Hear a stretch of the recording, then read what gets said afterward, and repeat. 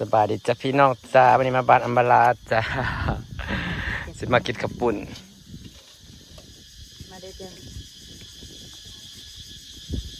โยมเละยังเละยังใส่หมดเลยนะจ๊ะซื้อตีไก่คือใส่ไก่คือว่าซื้อโครงไก่มาเลยตัวเป็นง่ายไก่เนื้อน่ะได้ที่เขาไก่เนื้อคือมือเห็ด100แล้วก็แซ่ร้อยเขาใช้เนื้อไก่แล้วมันน่ะเนาะไอ้มันไก่บ้านมันเห็ดยากฮะเขาซื้อเขาไก่เขาคั่วแล้วซื้อไก่เขาคั่วแล้วแล้วก็ซื้อเขาซื้อโลละ100ในบ้านเขาไปให้เขาเจ้าคั่วให้ตัวละ20 บาทเขาซื้อต่างแม่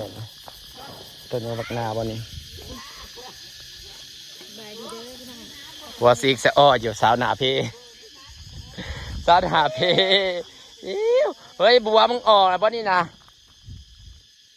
คือมีบุ้งมีบัวข้าดพันมีปลาบอกกินดอกสีดมาเมื่อแรกกับเปลี่ยนนาผีให้เป็นคนอยู่อีน้อย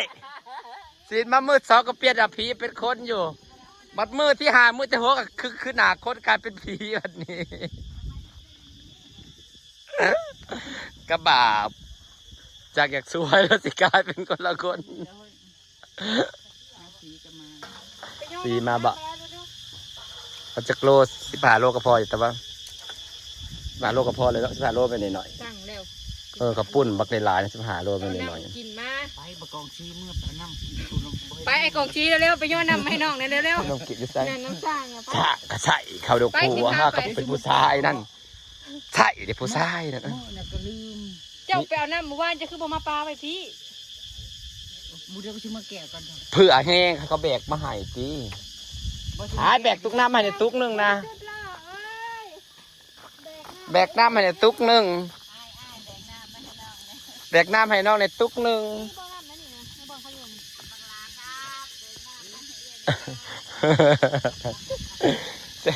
ตัวไทยบักขบอนแบกบ่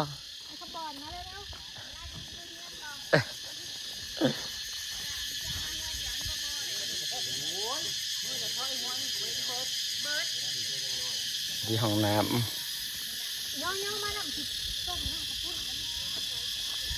ไปย่อย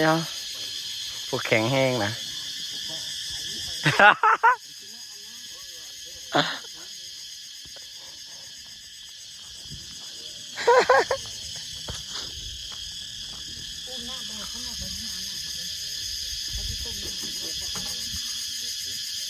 ว่าหนาบ่มีกับว่าหนามี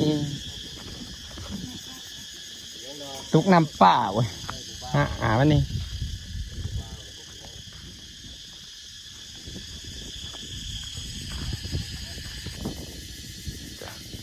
อะไรเพื่อนสวรรค์นี่ก็นำมาลากำลังขึ้นรูปขึ้นล่างนะคะบัดแล้วสับเสียงามหลังบักใหญ่ห้องน้ำกำลังเกาะห้องน้ำมันเกาะเอาไปใส่แทงนายเครียดอยู่นั่งไปสีดหนามาหนานั่งบวมมือนี่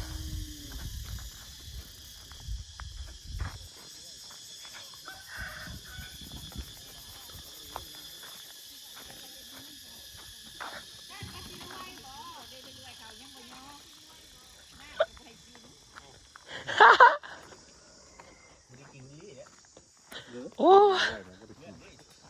ออกเทือแป๊บเดียวก็ห้อนดิเริ่มสวยเลยยังมากก็เริ่มฮ้อนมาแล้วแบบนี้ฮ้อนจะอยู่บ่ได้พอแล้วเมื่อวานก็ไม่ได้ออกแต่ห้องฮ้อนโพดติดเฮ้ยตกกะบูปติดบ่ได้ดอกเคย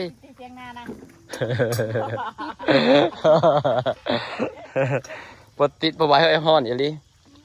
มันจะฮ้อนแต่พอเดือนนี่แหละเนาะแต่ละปีนะเดือนหามันสิตายสฮ้อนแต่เดือนหาเดือน4 เดือนหาพี่น้องอยากจะเปิดแต่พัดลมมันกับบ่ลื่นกับดอกพัดลอยเนาะจะว่าพัดลมมันจะกินไผ่ขนาดไหนบ่เลยแอร์มันมีระบบมันเด้ระบบร้อนระบบเย็นมันเด้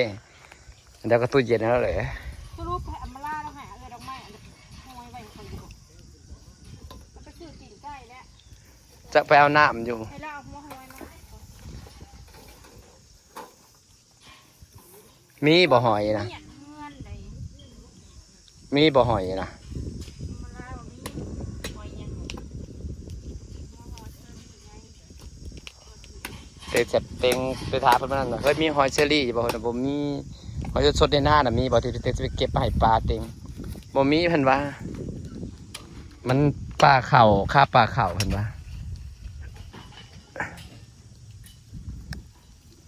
กำลังเป็นรูปเป็นร่างจ้าแต่ตาว่ายังรักสร้างหลายคน1 2 4 5 คน ถ้าเขาจะเฮ็ดเต็มที่ ถ้าแดดกระแดดฮ้อนก็ได้เนาะเฮ้ย รถเข้ามาถอกใส่ให้เขาก็ถาก มันสิเป็นลมเป็นแรงดอยก็ได้ ใส่คลองได้ดิโอ้ ผักไปใส่เย็บ เจ็บคักเนาะแบบลุงบำลุง อ๋อเขาสิเฮ็ดพาวแล้วเขาเอาดินทรายรถ มันเจ็บ เข้าดินได้แต่ เอ เรา อ มันบ่สู้มันบ่มีได้ดินนะสิเขาบ่มา เลิศดินนี่แหละเฮือนสักกะดินนี่แหละ เป็นย่ามไหน รถละ900พอจ้ารถหนึงน่ะแต่สมัยซันดอก 2,000 เบิด ได้เนี่ย เบิดเฮือน ก็เป็น2,000 เบิดเฮือนเฉพาะข่าวดินข่าวเฮือนเบิดเฮือนจะเบิดเงินเป็นหมื่นป่าพุ่นน่ะมันจักโกรธเลยมันจำไร6 โกรธเขาเลยสกาวทรายนี่แหละข่าวพร้อมที่อยากจะเห็ดเลยไงพอทรายนี่มันแตบโลดหั่นนะมันเห็ดได้โลดพันขัดคันดินใส่ดินอันนั้นผัดถามาอีกแล้ว สามารถมากมันก็บ่เจ็บ ดินทรายมันแจบรถ